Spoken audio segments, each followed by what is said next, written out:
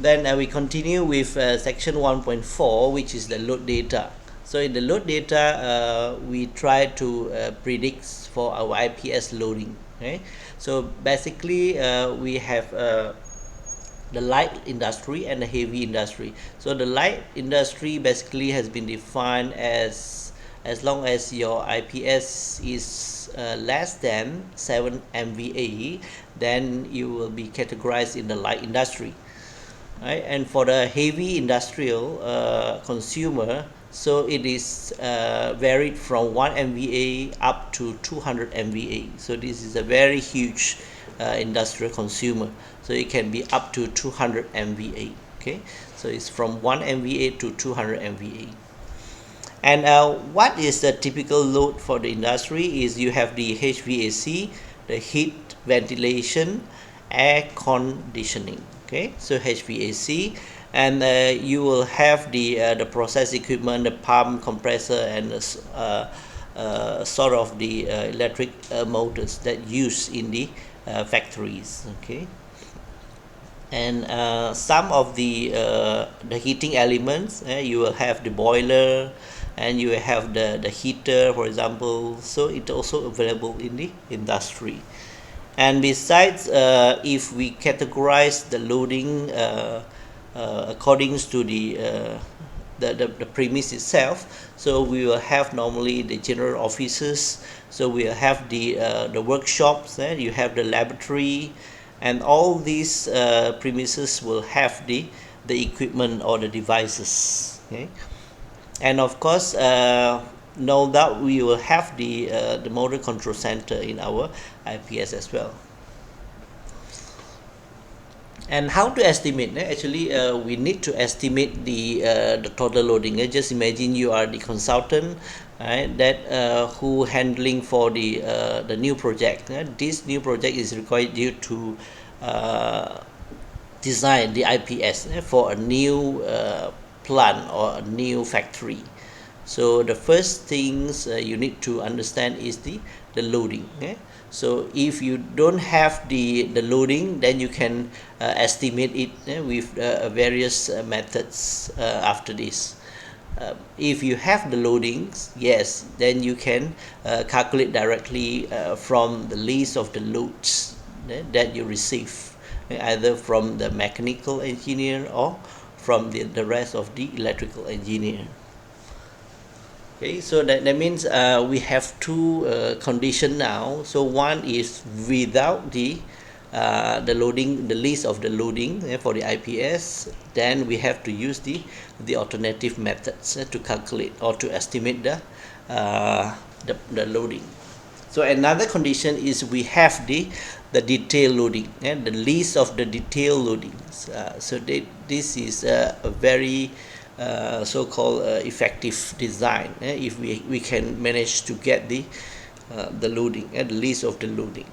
But normally, anyhow, it is not possible. It is impossible to get 100% the connected loads, the list of the connected loads, because sometimes it is ad hoc, and sometimes it is suddenly they require this load.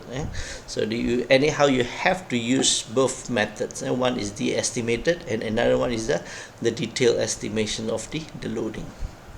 So we look at the first one, the estimation. So there is two. This is a very rough estimation method. Okay, there is two methods to have the rough estimation of our industrial power system loading. So the first one is, we call it as a VA. VA is a volt ampere, which is the apparent power. The apparent power divided per meter square, or watt per feet square. So normally this method is normally they use for the commercial. They use for the commercial or the residential area, which the loading is very identical. So for example, in the commercial and the residential, we normally have the lighting, the socket, and etc., which is common loading. And that means we can estimate to use this method. If for industry, we are not encouraged to use this method because the loading in the industry is varies. It's much vary as compared to the commercial or the residential building. And with that, if we still need the estimations calculation, then we can use the second one, the maximum demand of a similar building according to the same industry. Okay, let's say you are handling this project, and this project is related to the food industry. And the food industry, then you can choose the previous project that is in this category, which is the food industry. The food industry. Then with that, for example, of course, the size of the capacity, or the capacity it's different. For example, the previous projects in the food industry, they having, for example, 1,000 meters square. Okay, 1,000 meters square. Okay, this is just example, 1,000 meters square. And right now, what you are going to handle is, let's say, 2,000 meters square of the food industry. So the food industry is almost similar. So which is producing, for example, the noodle, the instant noodle, for example. Okay. Either it is Mami or the Maggi. So it's almost the same. That means what we can predict is the usage of the equipment, the usage of the devices in this industry is almost identical. Okay, it's almost the same. That's why we can use this so-called the similar buildings methods. Similar building methods. So for example, the previous one is 1,000. Now you have 2,000 meters square. And I mean in terms of the size of the factory. So then let's say the 1,001 it required, for example, it require 1 MVA, okay, for 1,000 meters square. And then now you can predict very easily for 2,000 meters square, so you just multiply with 2, so which is 2 MVA. So this is a very rough estimation for the maximum demand. So that's why you need to understand how to use it. Okay, so it is not okay, then I choose the previous project 1, which is 1 MVA, and then I also estimate this one as 1 MVA. That is not correct. Okay, then anyhow you have to look at the size, and the size or the capacity. Okay. So far, any question on that?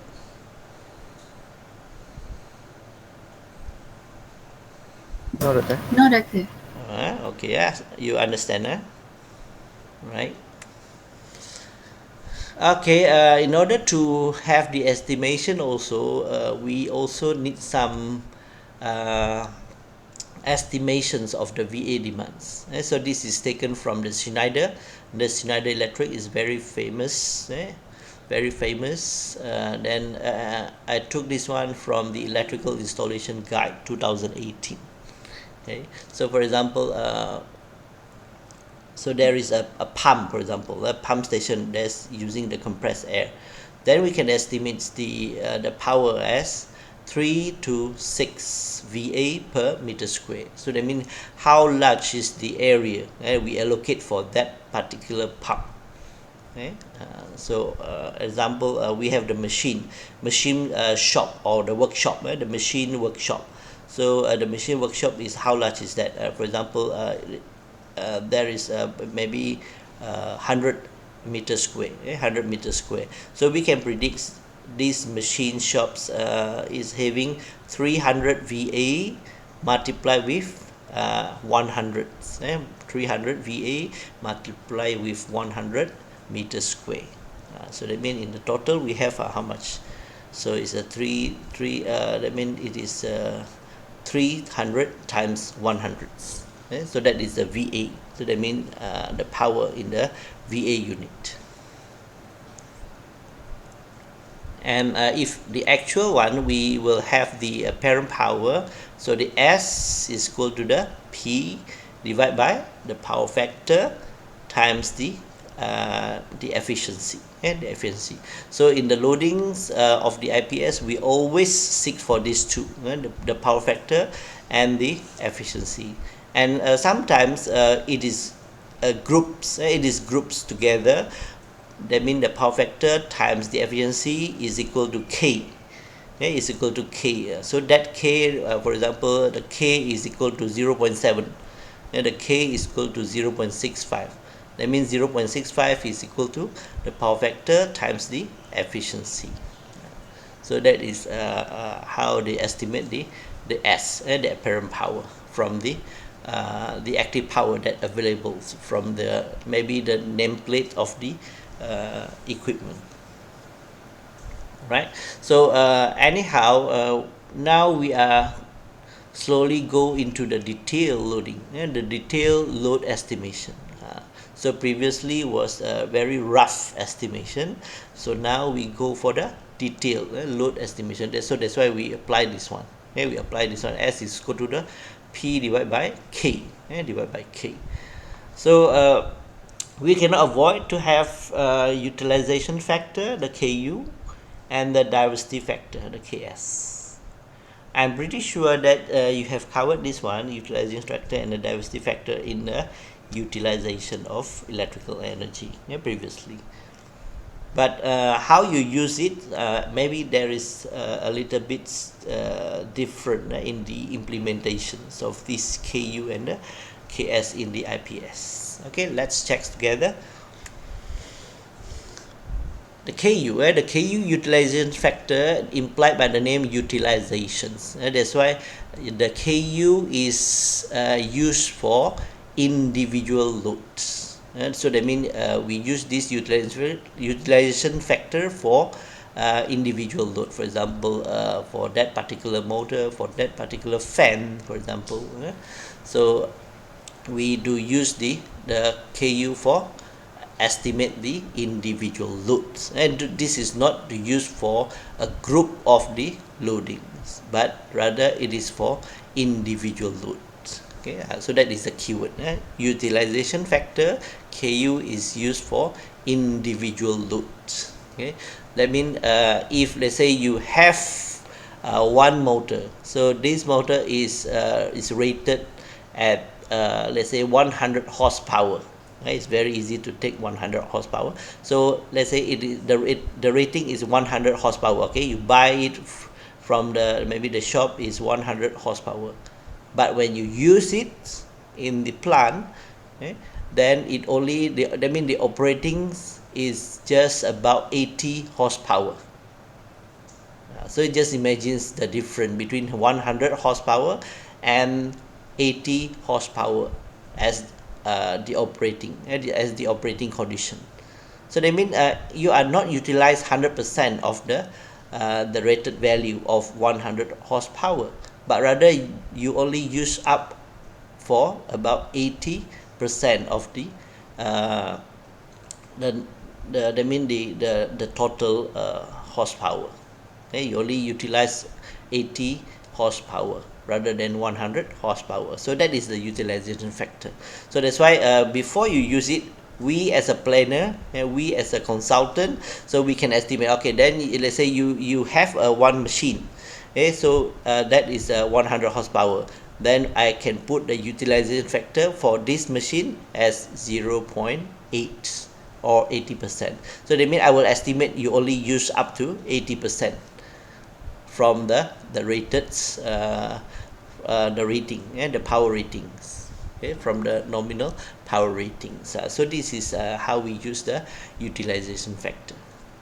Okay, so as stated here, this factor must be applied to each individual loads. Okay? This is not for a group of the loads.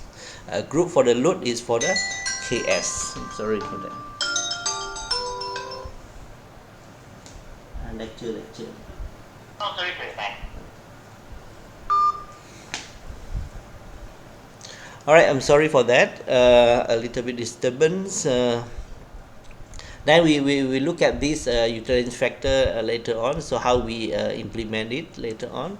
Now we try to understand what is the utilization factor and the diversity factor. So now is the diversity factors.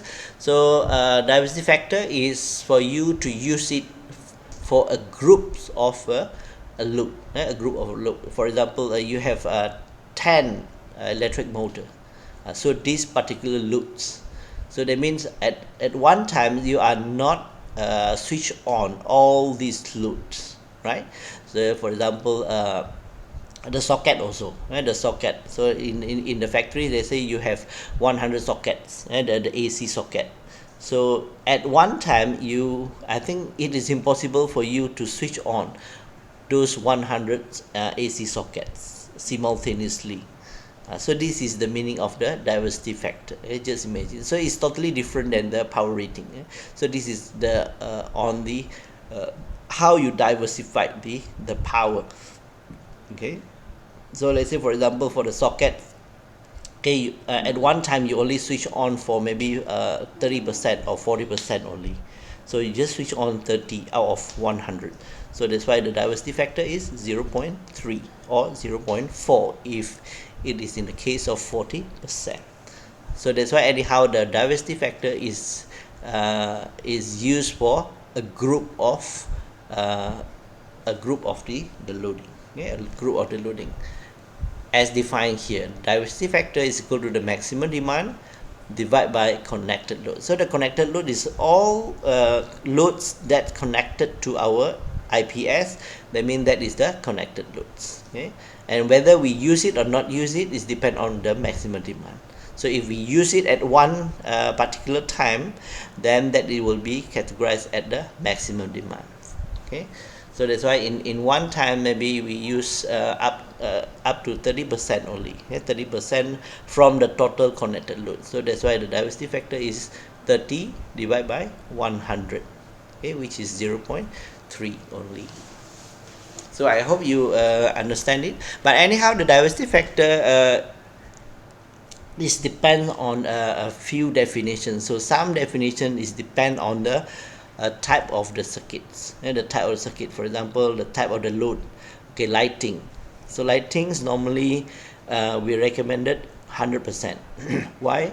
Because when when you switch on one area, so even though there is maybe a six switch, so normally when we enter one area of the factory, normally we will switch on all the lighting. So that's why the lighting load we recommend as 100%.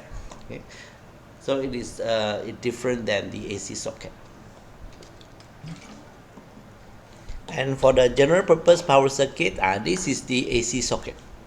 This is the AC socket, and normally for the residential area, so we only estimate the diversity factor is about 20%, 20%. But for the industry, maybe it's up to 40 or 50%. Okay, so anyhow, there is no fixed value for this. So it depends on the designer itself. Okay? And that's why the designer is always need to be communicated with the owner. And the main switchboard, is normally so if you have one switchboard, so it's depend on the outgoing. So how many outgoing circuit you have. So normally it is about 80 to 90%. We recommend that. Then intermittent loads, so normally it is less than less than 50%. Intermittent is sometimes you switch on, sometimes you switch off it. So it is intermittent load. So this is depends on the types of the loads. Okay, let's see one example. So you have the cooling tower 1, 2, the heater, fan, and water pump until the future pump. Okay, so we define this load as either 3-phase or single phase. Let's say this 3 means 3-phase, 1 is a single phase. Okay, on the duty, that means the operating duty. So operating duty is either is a normal or S is the standby. S is the standby. Normal, that means we just operate it normally, and S is a standby. And we look at the motor rating. The motor rating is in kilowatts. So for example, the tower 1 fan, so the kilowatt is 15, but it only operate at 12 kilowatt. It is only operate at 12 kilowatt. You can see the utilization factor here. 15, but you only utilize for 12. Then you can calculate how much is the utilization factor. Okay, so it is 0.8. It is 0.8 here. So this is a KU, right? Utilization factor. And where is the KS? KS is not here yet. KS is not here because this is now we are only dealing with the individual loads. And the KS at the back. KS will be at the back. And now we try to understand this. Okay, this is the operating kilowatt, and this is just now I told you the power factor times the efficiency. Normally we combine it as K. It's as K. So as if K is 0.7, that means 0.7 value is from the power factor. Let's say the power factor is 0.8 and the efficiency is 0.maybe 65. Okay, that means 0.6 here multiplied with 0.8, then you get this value, the K. Okay, and how to obtain the motor input power. So then, and as a designer, we always seek for the input power, not output power. Okay, so output power is not our main concern, because the output power is at the let's say if you are using the motor, that means the output power is at the mechanical side and the output power. So what we concern as electrical engineer now is the input power, because we are going to calculate the incoming, how much is the kVA or MVA for the incoming. So that's why we always look at the input power. Okay? So how to calculate the input power is very easy. So we have the operating power just now 12, then we just divide by 0.7. Okay, 12 divided by 0.7, then we get 17.1 here. So this is our concern now.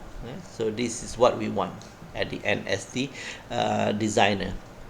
So 17.1, okay, we allocate it either in 3-phase or single phase, like this one. Single phase we divided into R, Y, B, red, yellow, blue phase. Okay, so we try to make these phases balance. Okay, these phases as balanced as possible. It's not necessarily 100% balanced, but as balanced as possible. Okay, let's say we look at the heater. Okay, the heater. Okay, it's very straightforward. So if you have 5, so that means your heater will be 5, and it is a 3-phase. Then we just put 5 kVA at the 3-phase here. Okay, and we look at one example for the single phase. So the single phase here, fan coil, for example, one phase, single phase, it is normal. Okay, normal, and we calculate it 2.2, right? 2.2. Then we allocate it at the R phase, because in this case we have 1, 2, and 3 single phase. So we allocate each for each of these loads, and the single phase load 2.2, 1.3, and 1.6. And what about the duty cycle is S? For example, S here. So S, the value is not calculated, and we can calculate, but it is not been calculated for the total loading. Okay, so it is not calculated. Then what is the total? The total loads will be 3-phase loading plus those single phase loading. Okay, so that's why we have 47.1 kVA. So if you have any question, then you can stop me, then I try to explain to you, right? So this is the example for the maximum loading for the LV, a low voltage switchboard. So we have the DB1, DB2, the MCC1, MCC2, for example. Okay, and then normally the DB or the MCC, we are not going to understand what is the K.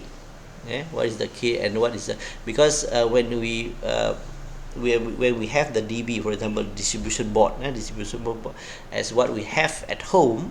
Okay, so it just depends on its rating itself. Okay, this is 30 kVA, for example, here. Okay, so we are not going to calculate one by one here, right? So unless we have a very big loading, like a water pump, the welder, right, the compressor, then we can calculate one by one like previously, what we have done previously.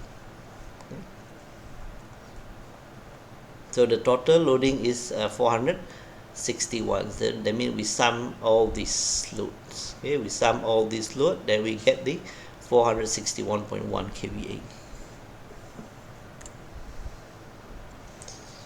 Okay, as I told you, the diversity factor is not only defined for the type of the load or the circuit, but rather it's sometimes we need to understand the rated diversity factor is also depends on the outgoing circuit. So let's say we have 1 dB.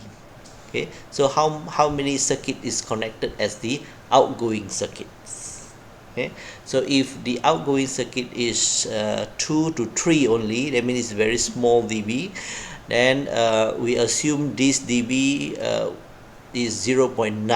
okay, is 0.9 for its diversity factor. Okay, so if the outgoing circuit is increased to 4 or 5, then it will become smaller, 0.8 and 0.7, etc. And if more than 10, that means 0.6. Okay, so sometimes you can estimate it lower, to save some costs. Okay, but don't too low, because it will give impacts to your transformer, your cable sizing, and etc. Okay, so please estimate it wisely. Right, so why this outgoing circuits? When you increase the outgoing circuit, then the diversity factor will be reducing. Why? Because the more you have, the more chances that you switch on all this circuit is lower. Okay, so that's why, let's say you have 10 circuits as compared to 3 circuits, so of course the chances to switch on all 3 circuits as the outgoing circuit is larger than you have 10. So maybe you have, out of 10 you only switch on 6 or 7 only, so that's why the diversity factor is 0.6. So it is gradually smaller and smaller. It depends on the size of the circuits, outgoing circuits, the outgoing circuit. Okay, for the motor, a group of the motor, for example, so this is talking about the distribution board, switchboard, the panel board. Okay, and if you have a group of the motor, for example a motor here, so you have a group of motor. Normally the motor is 5 unit or 10 unit or 100 units. Okay, so is as long as it is a group of a motor, then you can use this one. Okay, let's say a group of motors, that means the total power, and the total power, active power of this group of the motor is less than 100. Okay, that means we can assume the diversity factor is 0.8. So if the motor, all the motor is large, that means larger than 100 kilowatt, that means this is the total, this is all the summation, the summation of the total motors, 100 kilowatt, that means we can assume 1. Okay, we can assume the diversity factor as 1. So the actuator actually is very small. Actuator is the control, signal, and the control signal to the mechanical output. Okay, so this is just only controller. So that's why the diversity factor is very small, because not all the time we need the actuator to be activated. That's why it is only 20%. Okay, another definition of the diversity factor is according to the circuit function. Okay, just now was the first one was the type of the circuit. Okay, you have the lighting, you have the socket, and you have the motor. Okay, so that is the type of the circuit. And the second one just now was the depends on the dB. That means how many outgoing circuits. That means the number of circuit. And the third one, this one is the third one, the diversity factor is according to the circuit function. Okay, the circuit function. So what is the function? For example, the lighting. Okay, so is the function of this circuit is for lighting. So lighting diversity factor is always 1. Okay, then for the heating element, all heating element and air conditioning, or the ventilator, so it's also 1, because when we enter the factory, so lighting and the air conditioning, that means HVAC is always switch on. Normally it's 100% switch on. Okay, then the sockets, socket is very depending. It's very depending on the needs of the factory. So some factory they dump everything in the socket, so that's why in that cases you need a higher diversity factor. It could be up to 0.5 also, but normally we only put it as a 0.2 or 0.3 only. Okay? So that is the typical value, unless when you communicate with the owner, okay, yes, they use a lot of the socket, okay, and then please increase the diversity factor to 0.6, for example, okay, then you can use 0.6 or 0.5 in that cases. Okay, so anyhow, try to communicate with the owner. And for the lift and the catering, the hoist system, so the hoist system is to carry the things in the factory. So that means it's depend on the motor. I mean, for the most powerful motors, that means the largest motor and the most powerful motor, we assume it is 1. And then let's say it has let's say 10 motors for that particular hoist systems. So that means we try to check one by one. Okay, which one is the most powerful? Most powerful, then we give the diversity factor 1. So that means 1 times its rating. Okay, 1 times its rating. And then for the second one, the second most powerful motor, okay, then we reduce it to 0.75 and then multiply with the ratings. And the rest of the motors, that means let's say we have 10, so these two has been recognized as most powerful and the second most powerful, and the rest 8 units of the motors, we assume the rating is the diversity factor is 0.6 only, and then we just multiply with the summation of the S or the P here. Okay, so this is the third definition of the diversity factor, which is according to the circuit function. Okay, let's check how this KU and the KS can be implemented in the IPS design. Okay, so let's say in the IPS we have workshop A, workshop B, and workshop C. So now we design backwardly. So actually the incoming is here. Okay, so this is the incoming. It's not this one. This one is our loading at the end. So that's why I said our design must start from the end. That means we design it backwardly like this one. Okay, so gradually go to the DB. So the TMB, we get the supply from TMB is here. Okay, it's here. Then after that we have the distribution transformer here, distribution transformer, and then after that we go to the switch gear. So this is our switch gear, and then it will segregate or distribute the power to next, let's say the workshop A dB, workshop B dB, workshop C dB, and then etc. until the load itself. Okay, so that's why we have to do it backwardly. That means from load to the incoming.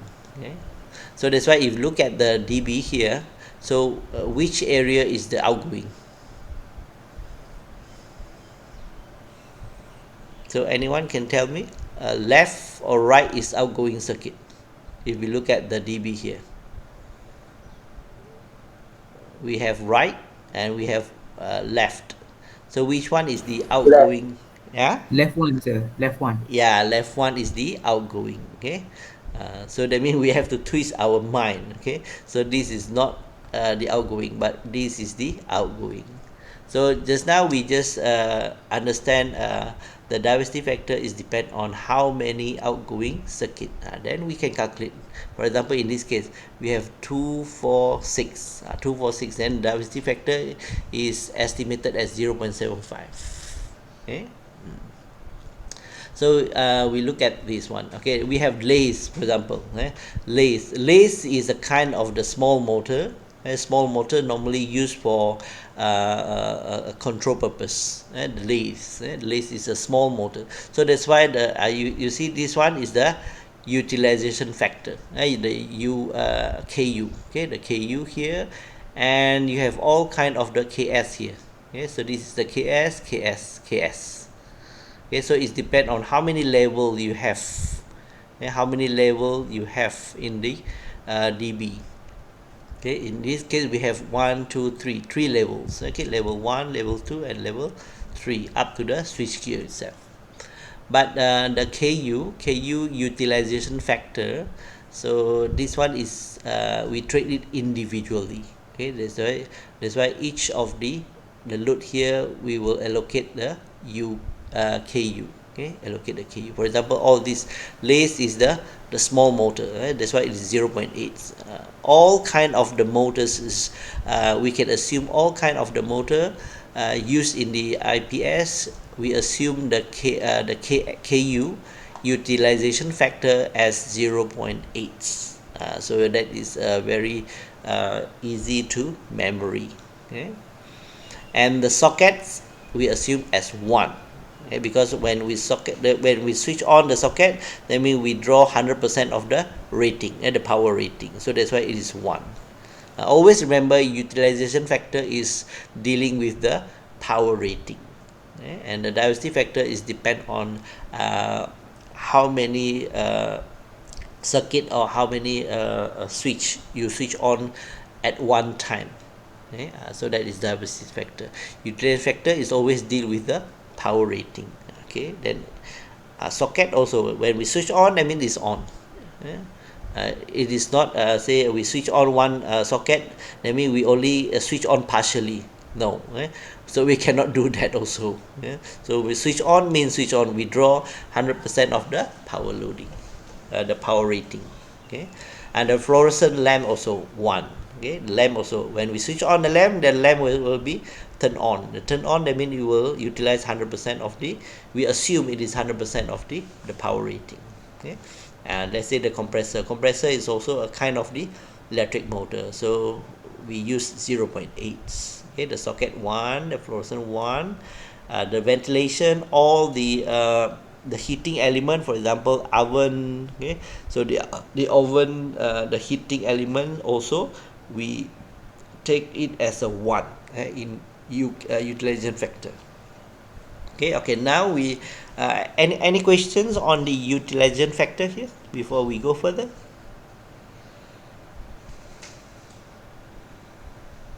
Okay, so this is the apparent power. So these all are the apparent power. So this is the apparent power. Normally we obtain it from the owner, or from the technical team. Then we put the diversity factor. Let's say the apparent power here is 5. Then when the utilization factor KU is 0.8, so it's 5 times 0.8, it is 4. Okay, so now we take it as a 4 rather than 5. Okay, so that's why this one will be multiplied with this one, then we obtain this. Okay, now we enter this to our dB. Okay, to our dB. So this one is one particular dB, so it will receive how many outgoing? 1, 2, 3, 4, 5, 6. Okay, then if we go back to the previous slide, so 6 dB. Okay, so 6 dB is about 0.7. Okay, so 0.7. 6 outgoing, 6 outgoing, so it's 0.7 is about 0.75. So if you put 0.7 also okay, no problem. Okay, and then how to obtain 14.4 here is we sum all these connected outgoing here, the power of the outgoing, and then we sum it, and then we multiply with 0.75, then we obtain 14.4. Okay, same as this one. So this one is direct, so it is not entering the dB, so that means it is just directly entered to the second level. It will connect it directly to the second level of the dB. It is not gone through the level 1 dB. like this one. Okay, so that's why the socket and the lamp is directly connected to the second level. The second level is 18 times 0.2, and because this one we assume it as a function, the circuit function. So what is a circuit function? So it is a socket. A socket, we assume it is a 0.2 here. Okay, 0.2. If light is 1, okay, so that's why light is 1 here. So then we multiply 18 multiplied with 0.2 is 3.6, and 3 times 1 is 3. Okay, and then we sum these three, 1 2 3, we sum it, and then we multiply with 0.9. So where to get 0.9? Because we have 1 2 3 outgoing, okay, for this dB. Okay, then we go back again. 3 is 0.9. Okay, 3 is 0.9. So that's why we put this one as a 0.9, and then we sum these 3 and multiply with 0.9, we get 18.9 here. Okay, so the process is very identical to the rest, workshop B and C. Okay, so until the switch gear here. So switch gear also we have how many outgoing? 1 2 and 3. So 3 also 0.9. Then we sum this together and multiply with 0.9. Then finally we have the total loading for this plant is 65. Okay, so 65 kVA. Okay, 65. Choose what is the proper size of this transformer. But this is not the final for the sizing. So for the transformer sizing, later on we'll see. So there is a criteria to be met beside the loading. And loading also we take 65% only. This is, let's say, 65 kVA. Then if we take this one 65 as a transformer size, that means it's not correct. Okay, so we need to allow only 65% of the loading for the transformer only. So in this case, 65 divided by 0.65, because it's only allowed 65% of the loading for the transformer. Okay, that's why you need to divide by 0.65. That is the first criteria. Later on we see that.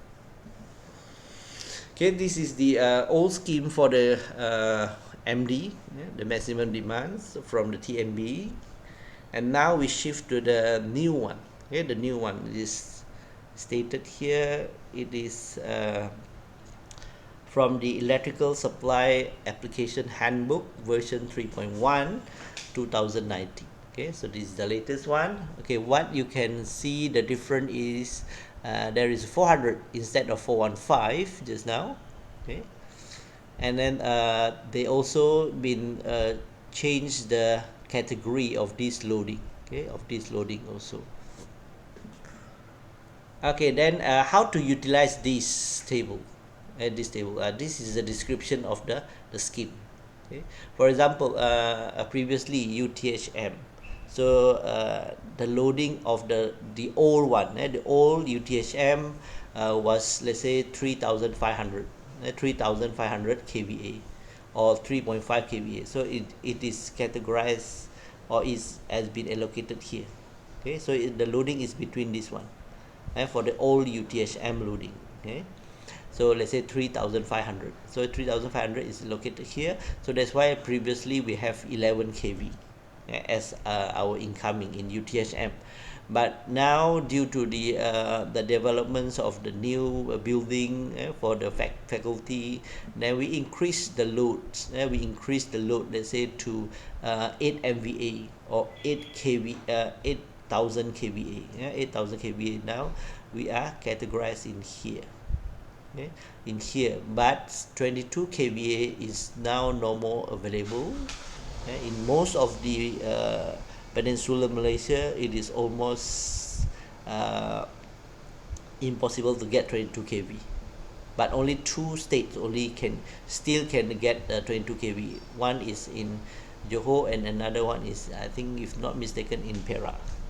These 2 states only applicable for 22 kV, and they are also going to be obsolete. It's going to be obsolete. It's no more using. And now we will jump from 11 kV to 33 kV. So that's why if 8000 kVA UTHM, the new loading for the UTHM, now they apply for 33 kV. So that's why right now we are operating at 33 kV as our incoming, 33 kV. So that means it's much depend on the loading.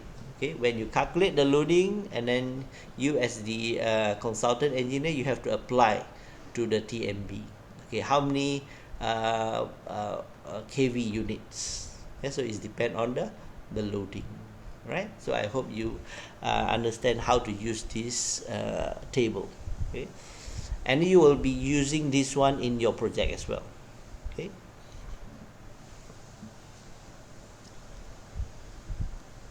So basically it's divided this table into 1, 2 and 3. If you look at the color is different. So the gray color here is categorized as a low voltage, low voltage, even though it's a three-phase, but it's low voltage.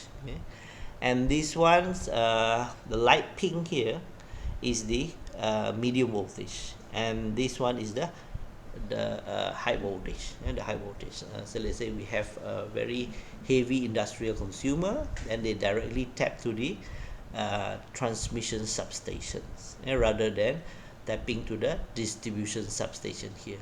So this one is tapping to the so-called the distribution substation. But for the high voltage, so we directly tap to the transmission substation. Okay.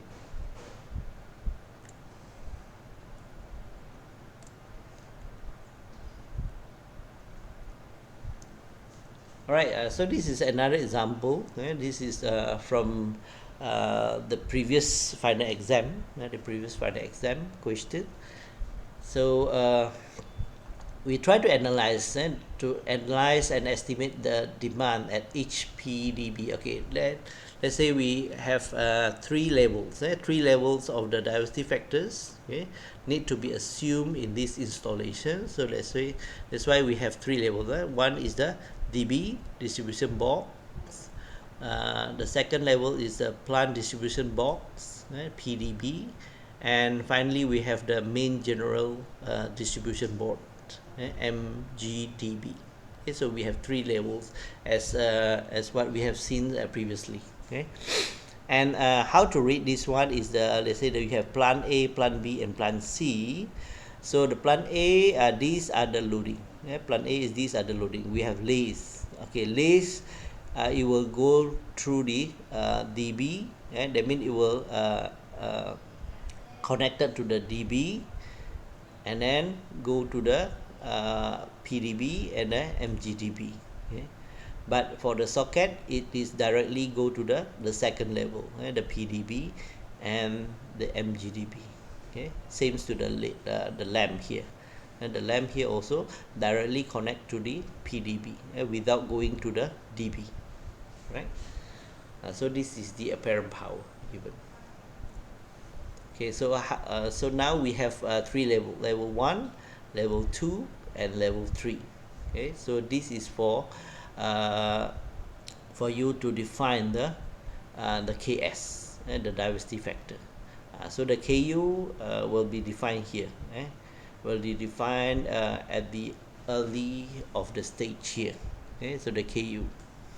So the KU, let's say, as I told you, if motor loading, it is 0.8. If socket, lamp, or heating element, it is 1. Right? So it's very straightforward. And then you just multiply. So this is the S. So this is S is the rated. This is the original S, apparent power. Okay, this is original or apparent power. And then we put the KU, then we multiply 8 times 0.8, and then we get the S for after the KU.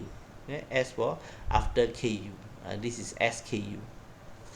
Okay, then we have how many? Here we have 1, 2, 3. 3 outgoing. 3 outgoing for this one.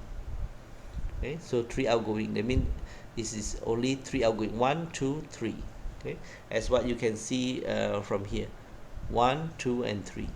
Okay, so that one is directly tapped to the DB, and this one and this one is not directly tapped to the DB, but rather it tapped to the PDB. Okay, so that's why it is directly go to here. Okay, directly go to here. So that's why we count this one as one area, this one as one area, and this one is one area.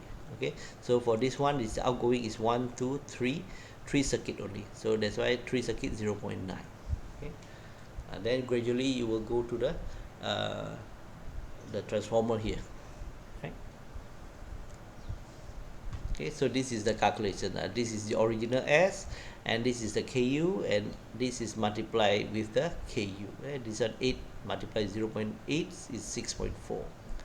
Okay, and then we put the KS. So this is a group of the KS. Okay, the group of the KS for level 1. So actually we only write for 0.9 for these three only. So that means we sum this one 6.4 plus 8 plus 12, and then multiply with 0.9, then we obtain 23.76. Okay, same to this one. Same to this one. So we add 23.76 plus 8.6 plus 2, then multiply with 0.9, we obtain this one. Okay.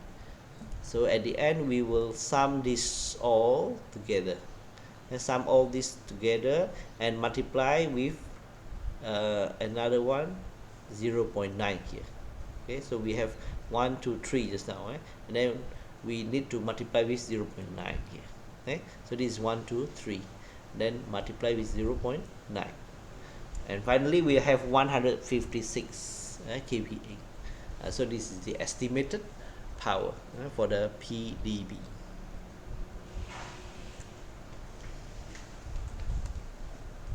Okay, so this is the a group. A group, that means it's connected to the same area. Okay. So far, any question?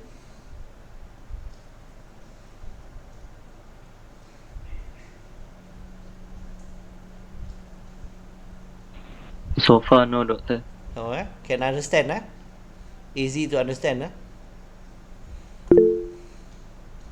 Okay, thank you, Ridwan. Okay, if no question, then we proceed to the last section, which is transformer sizing. Okay, so as we understood that the transformer in the distribution system is normally is connected like this one.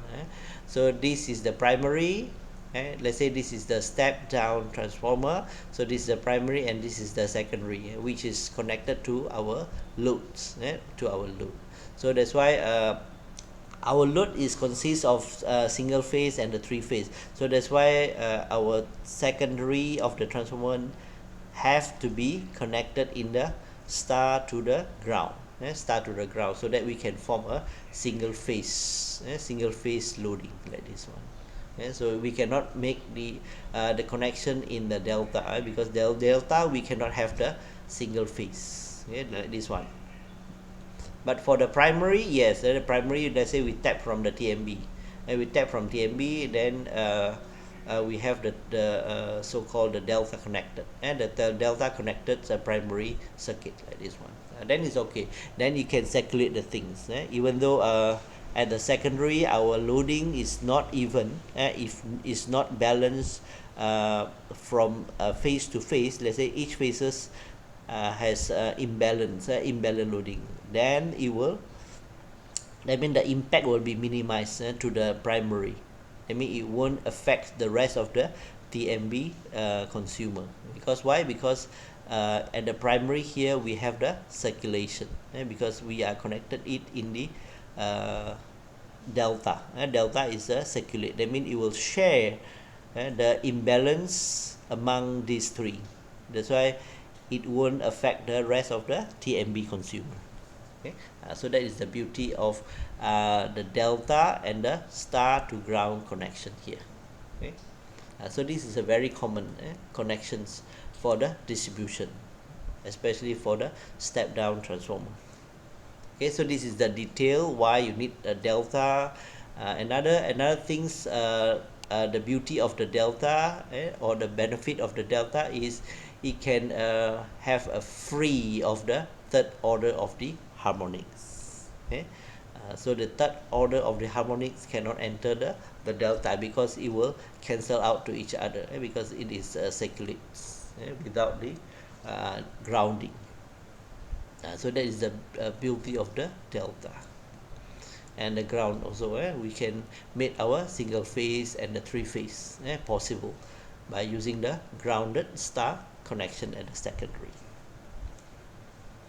Okay, so this is a basic installation of the industrial plant. So let's say if you have a plant and then we tap from the TMB, okay, utility company means in Malaysia we have only TMB, SESB, or the SESCO. Previously was SESCO. Anyone from Sarawak?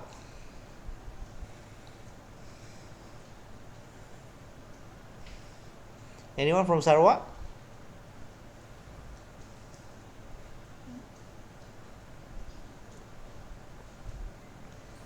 No, doctor. No, no Sarawakian here. We only have one Sabahan. No, no. Yes, doctor. Right. So Sabah is a SESB. Okay, SESB. Yes. Yeah. Under TNB. Yeah. So how is the condition for the SESB? Stable. I think it is same with TNB. I don't know the difference between Sarawak Oh. Energy. Yeah. So far, because you are one of the end user, end consumer there, right? And how you feel the electricity supply, whether it's reliable or stable?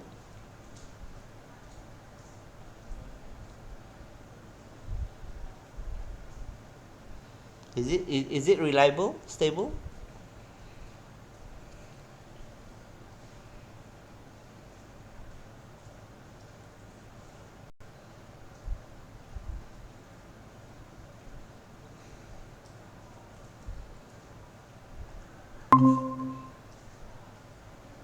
I'm so sorry because my Windows suddenly shut down. I don't know why. So do you guys experience these kind of the difficulties when using the Google Chrome?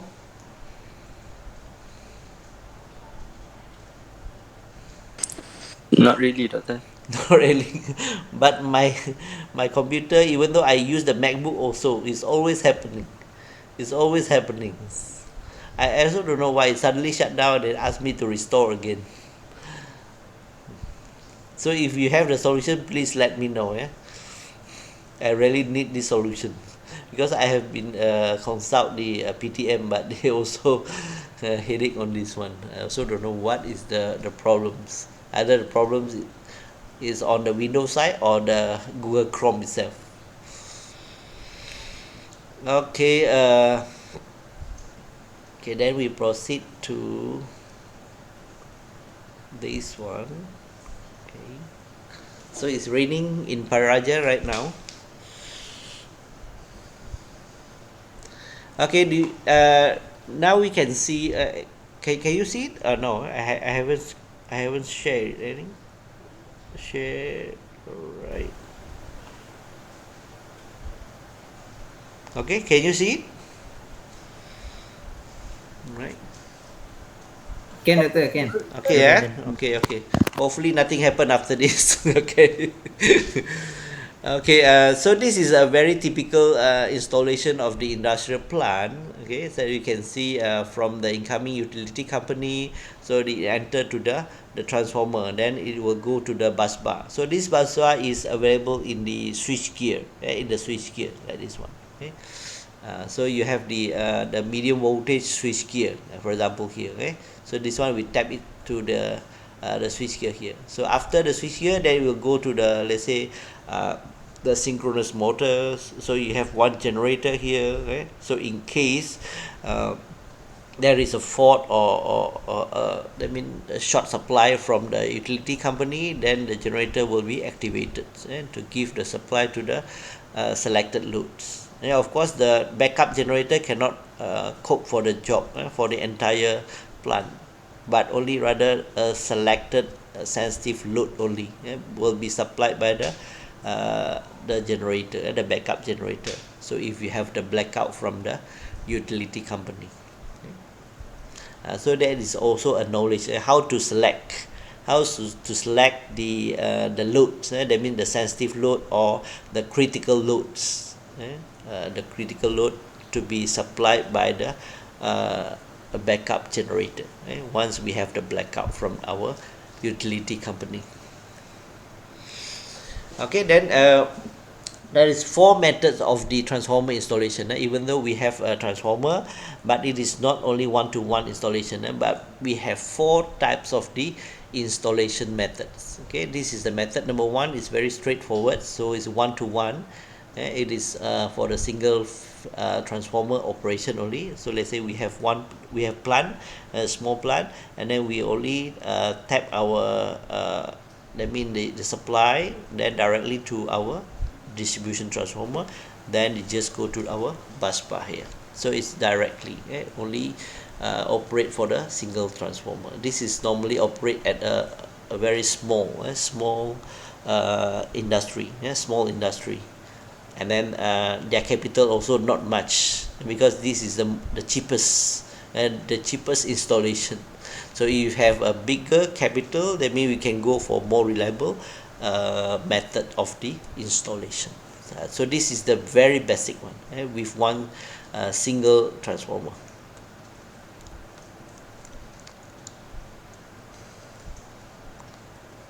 Okay, so in this case, if we need to do the maintenance for the plant, sometimes if you go to the factory, you do the internship, and then suddenly that is the period of their maintenance, and then the whole factory will have to be so-called do the maintenance, and they shut down. Sometimes they shut down for 3 days, sometimes for 1 week. So it depends. So if they only have one transformer, then they have to shut down the plant. They shut down the plant, and then you can rest at home for 3 days or 6 days, or maybe 1 week.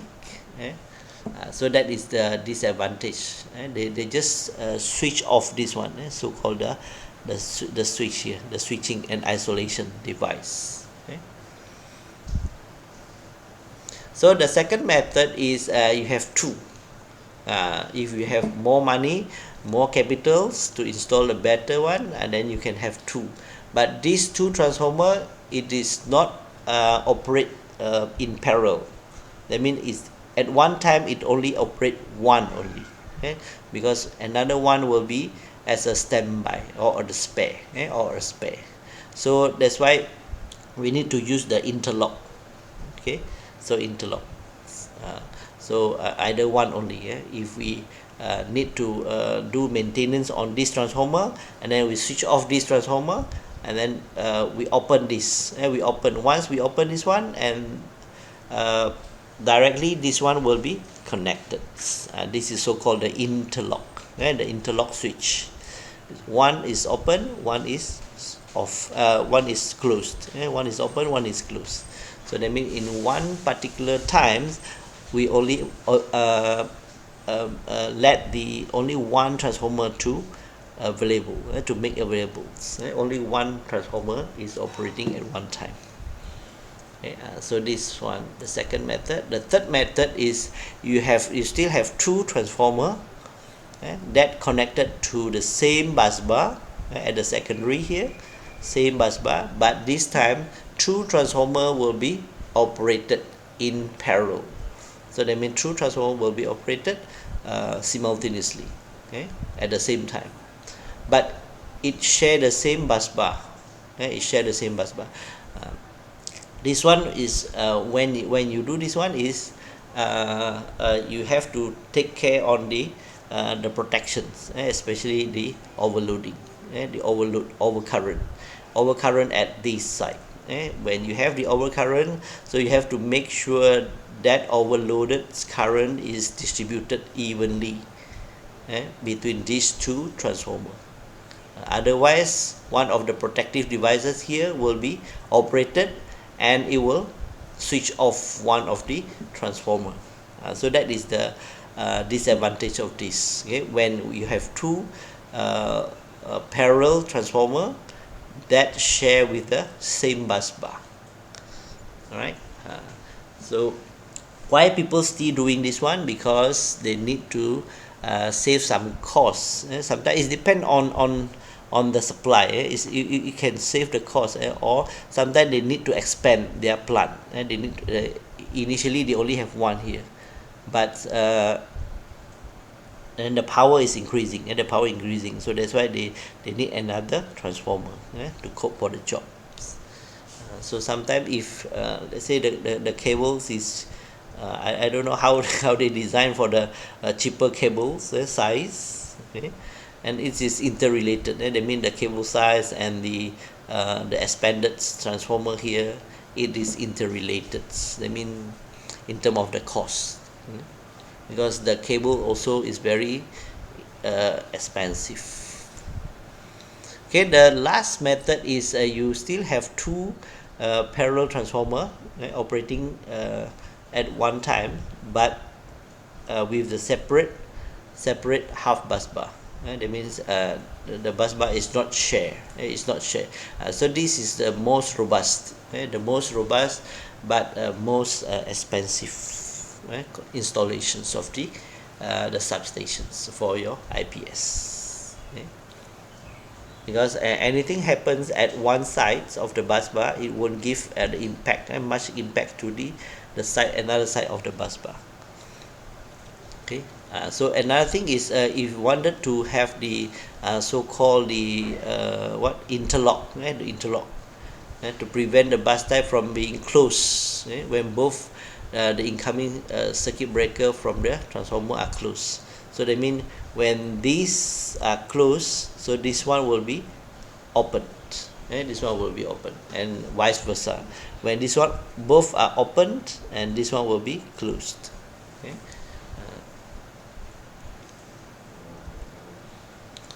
Okay. Finally we'll go to the transformer sizing.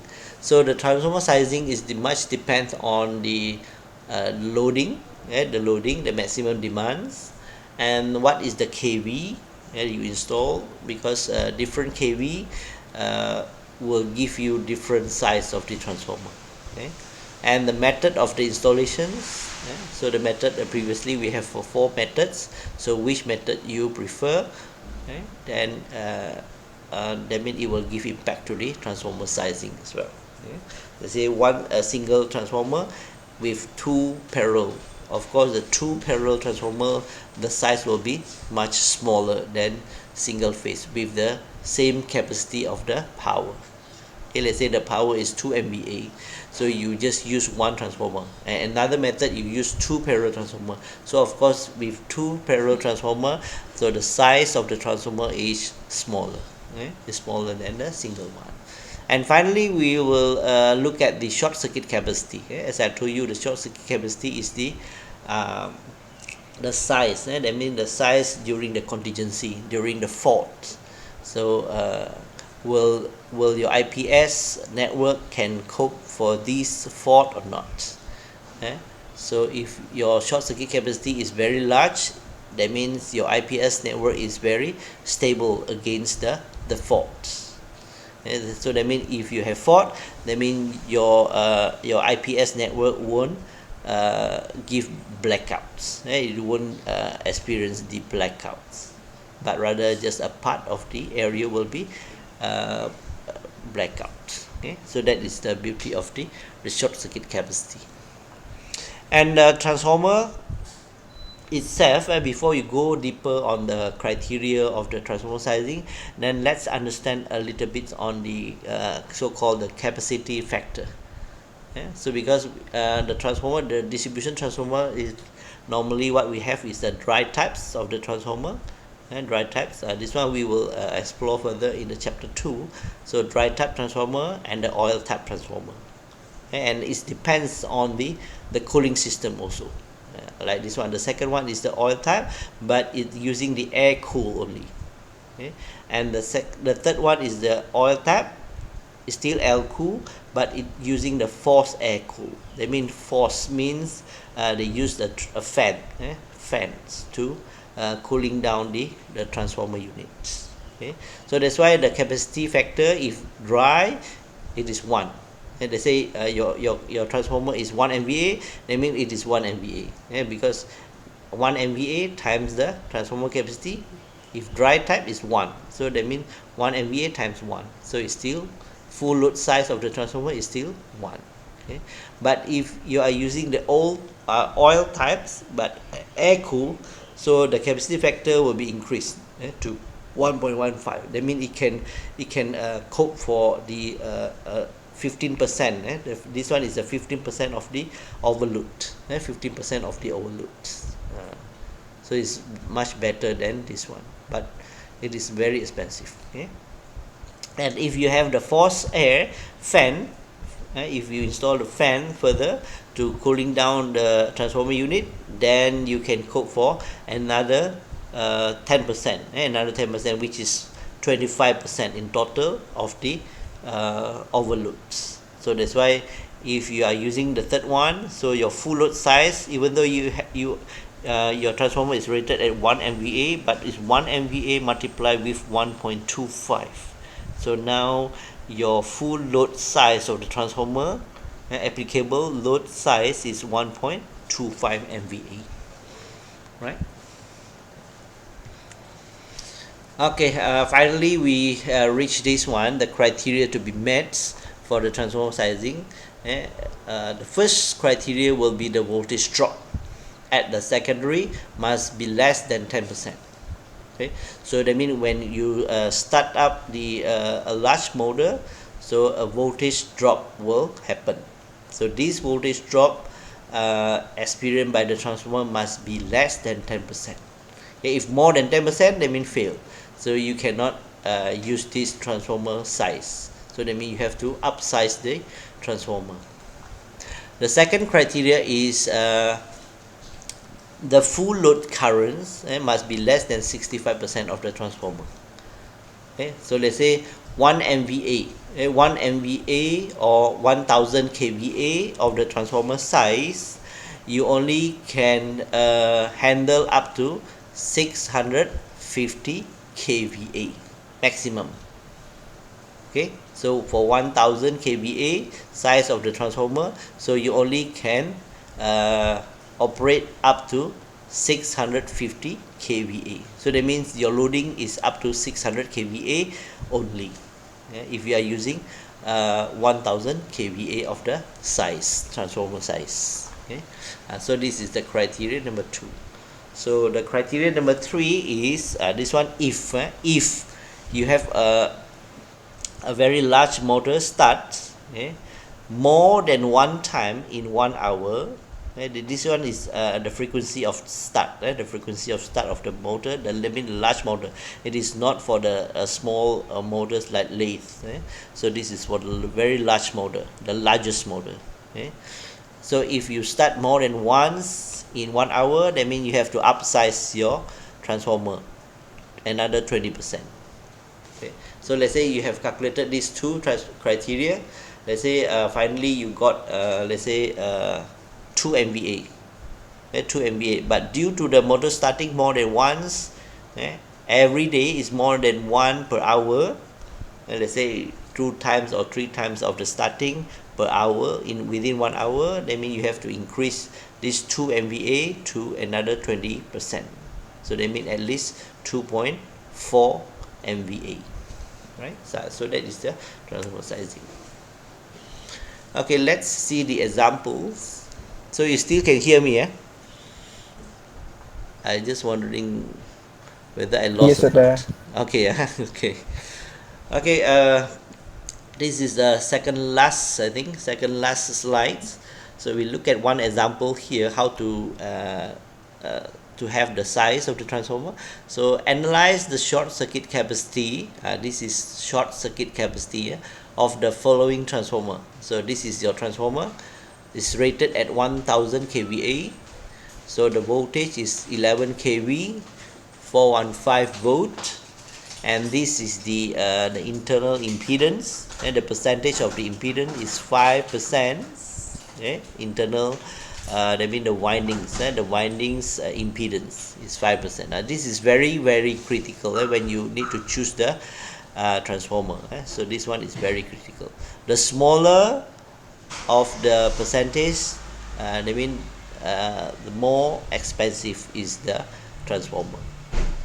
Okay, the smaller of the the impedance, the more expensive is the transformer price. Okay, so now this is your transformer. Okay, then we try to calculate, then we analyze, okay, how much is the short circuit capacity for this transformer. First we need to understand the rated current. The rated current for this transformer is very straightforward. So this is the let's say this is 1000 kVA, so this is the size of the transformer, divide by Z3, because this is a 3-phase, multiply with 415. 415 is at the secondary here, so Z3 times 415, and we get 1391 ampere. Okay, so this is the rated current flowing at the secondary, here. Right, after that we use these secondary currents and we divide it with the impedance, with the impedance in per units. Let's say this is 5%, means 0.05. Okay, that means our short circuit currents at the secondary, short circuit, SC is a short circuit current, is 27,000. Is 27,000. Okay, then how to choose, how to calculate for the short circuit capacity? The short circuit capacity is defined in the kVA or MVA. It's still the same as the size of the transformer, but it is the short circuit. I mean, you have to consider the short circuit current. Okay, so it is very straightforward. Z3 times the voltage at the secondary times the short circuit current here. So that means your short circuit capacity is 20 MVA. That means anything happens, let's say if your fault happened in your IPS network, so this is the maximum power rating that your IPS network can cope, can stand. After this, if the fault is larger than 20 MVA, that means your IPS network will be collapsed. Will be collapsed means blackout. The entire network will be blackout. Okay, now we analyze again the short circuit capacity. So this one is if we tap to the Greek system, to the infinite source, like the TMB, the Greek systems, all is categorized as the infinite source. Infinite source means when we tap to the infinite source means no matter how much of the currents you need, the infinite source will supply to you.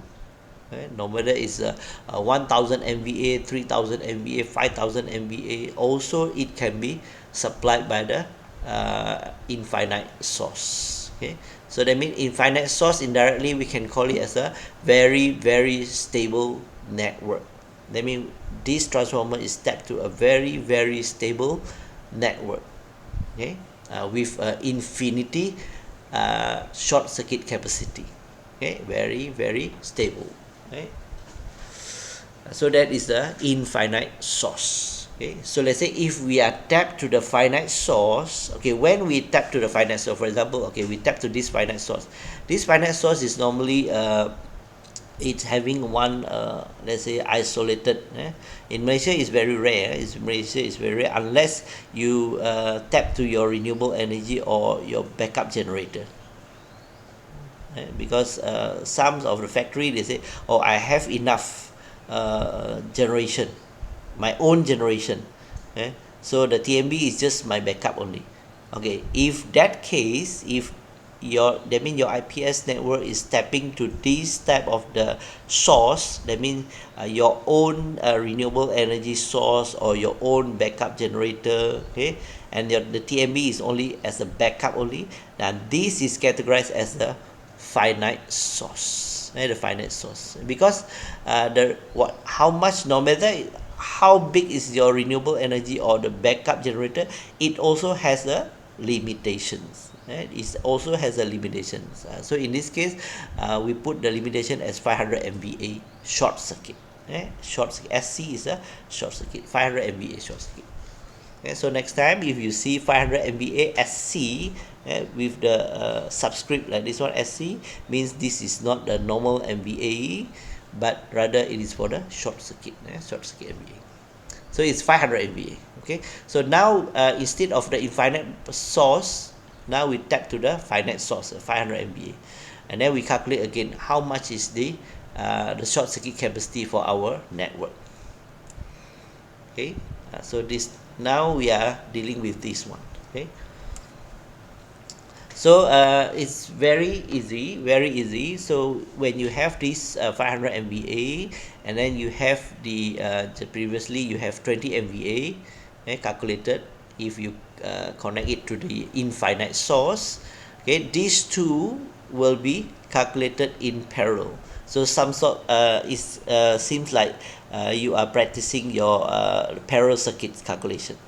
Okay, so the parallel circuit, so this one is parallel with your transformer. Okay, so that's why in parallel circuits, 1 over SSC is what we are going to calculate. That means is equal to 1 over SC for the transformer plus 1 over SC for the infinite bus here, and the finite bus.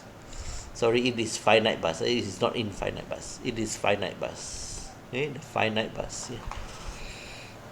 And finally, we can obtain the SSC is equal to the okay. Of course, this one you have to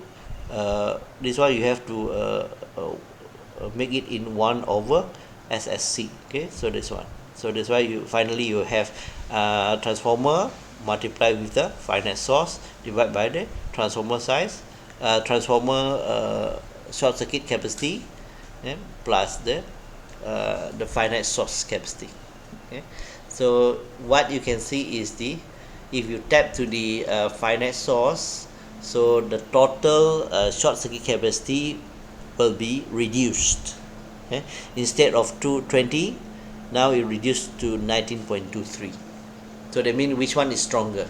So of course this one is stronger, and this one is weaker. Okay, this one is weaker, right? So this will be the last one, I think. Okay, now we tapped one very large motor to our transformer, the previous transformer, but still now we are dealing with the infinite source. Okay, infinite source. So the question is the given size, okay, 1000 kVA of this transformer suitable to serve the motor loads of this motor load? Okay? So what is the rating of the transformer? So the motor, so the motor is rated at 80% of the full load for this transformer. So let's say 1000 as a transformer, so this motor loading is 80% of this.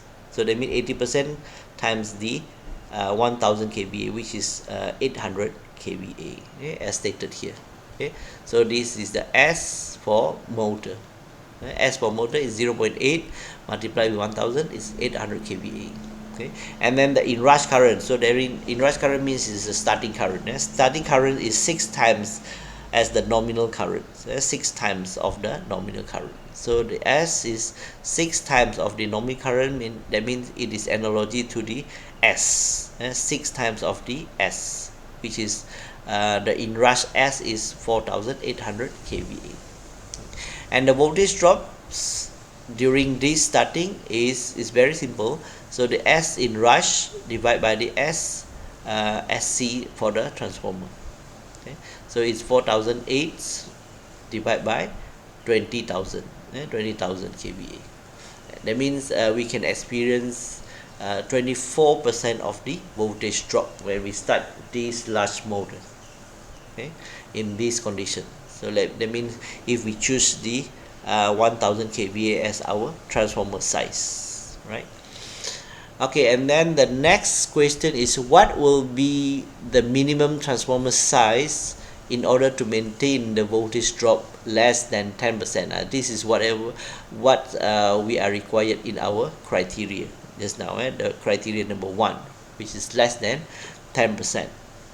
Okay, in order to maintain a voltage drop less than 10%, okay, you look at this one. Okay, you look at this one. This is S rush divided by S short circuit. S rush divided by S short circuit, and it is the voltage drop. Okay, the voltage drop divided by this one, we bring it to here, is divided by 100. Okay, so it's stated here the SSC transformer. Okay, so that means we just manipulate back or rearrange back this formula. Okay, so the SSC, because we are going to find a new size, the new size of the transformer, so that our voltage drop will be less or equal to 10%. Okay, so we rearrange this one. The SSC for the transformer is equal to 10 because it is 10%, because what we require is 10%. That means 10 divided by 100 here. Okay, so that's why it's a 10 multiplied, this one will be carried to here. Okay, will be carried to here, and then this will be going down here, and that means there's 10% going down here, and then this one going up and going to here. So that's why SSC is equal to 10, because 100% divided by 10. So it's a 10 times S rush for the motors. So the S rush is still remaining 4,800 kVA. So this is 10 times S rush M is 48,000. Now we try to find what is the new size. The new size depends on the impedance. So it's very straightforward. Impedance in per unit multiplied with the SSC, the new SSC. So which is 2,400 kVA. Okay, in order to have the voltage drop less than or equal to 10%, so we need to choose the bigger size of the transformer, which is 2,400 kVA instead of 1,000 kVA. Okay, this is how we apply the transformer sizing, right? So I think that's all for chapter 1. Okay, I hope you can rewind it again for this video. I just close this video first.